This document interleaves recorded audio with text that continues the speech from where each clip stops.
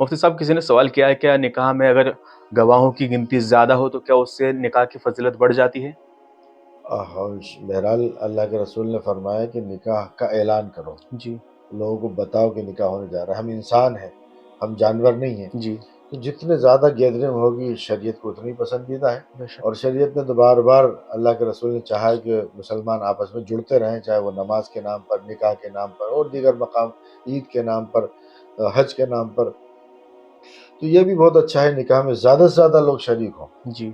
और जितने लोग शरीक होंगे उन लोगों के लिए भी सवाब का ज़रिया बनेगा जो शरीक हो रहे हैं। बिल्कुल। और जो लोग जिसका निकाह हो रहा है उसकी भी शहादतें बढ़ेंगी। बिल्कुल। लेकिन चूंकि निकाह के इंदिराज में दो ही का लिख सकते हैं, इतना कॉलम होते ही नहीं किस किस का लिखेंगे, इसलिए सिर्फ बिल्कुल। दो का जी। नाम उसमें शामिल कर दिया जाता है।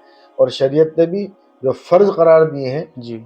वो दो लोग करार दिए कि दो लोग कम गवाह से होना कम चाहिए, दो कम से तो। कम दो गवाह हो। जी। लड़की अगर मजलिस में मौजूद है तो दो गवाह मौजूद होंगे। जी। लड़की मजलिस में मौजूद नहीं है तो एक वकील उसका होता है जो बेहतर है। उसकी तरफ से इजाबर कबूल करता है। जी।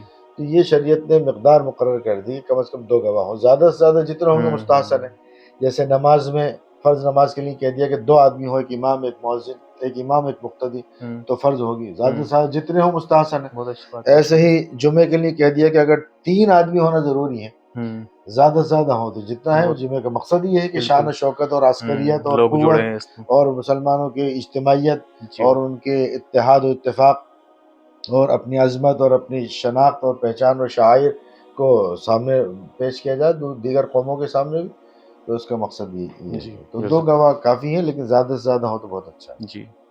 अगर आपके भी कुछ सवालात हैं जो आप जानना चाहते हैं कि इस्लाम के मुताबिक, शरीयत के मुताबिक, कुरान हदीस के मुताबिक इसका क्या जवाब है, तो आप कमेंट बॉक्स में वो सवाल कीजिए, और सवालात को मैं आपके सवालात को मुफ्ती आदिल नदवी खान साहब के पास पहुंचाने का काम करूंगा, और उसके बाद उस पर इंशाल्लाह बहुत जल्द एक वीडियो लेकर आएंगे। तो जितना हो सके सवालात कीजिए। सवाल करने का तरीका ये है कि कमेंट बॉक्स में जाइए, वहाँ पे सवाल कीजिए, प्लस अपना नाम बताइए, और आप बताइए कि आप कहाँ से सवाल कर रहे हैं, आप कौन सी सिटी से हैं, कौन से स्टेट से हैं। जज़ाकल्लाहु खैर। अस्सलाम वालेकुम।